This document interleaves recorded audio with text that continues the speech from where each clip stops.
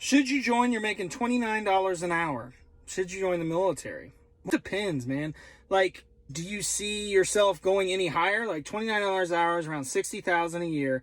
Do you see any more growth within the next couple years? Because if not, and it's like, hey, I don't have any degrees or anything, so I can't move up to that next level. When I went active duty, I was making $18.75 an hour, and I told my boss, I said, hey, I'd like to, start a family probably soon. What is it looking like growth-wise here at the company? And he said, you maybe make $1 more in a couple years or so.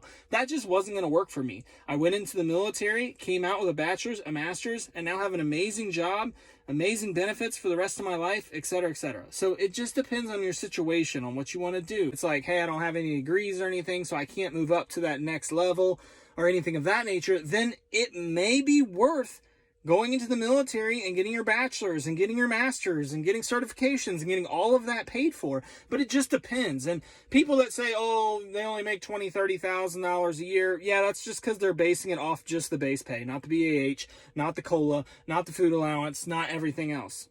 Okay, so depending on where you're located, you could make $60,000 as an E3. I made $75,000 as an E3 in Germany. Granted, they don't make as much COLA as they did when I was in, but at the end of the day, depending on your location, depending on if you're married, depending on if you're single, the pay scale can waver a ton depending on location.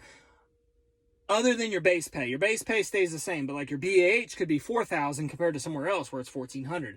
It just depends. But overall, if you can't get that step up, that next level of pay because you don't have your degrees and stuff, maybe going reserves, National Guard would be good. So that way you can get your bachelor's, your master's. Or if you just don't really feel like you have anything going for you on the outside, then maybe going active duty is the way to go.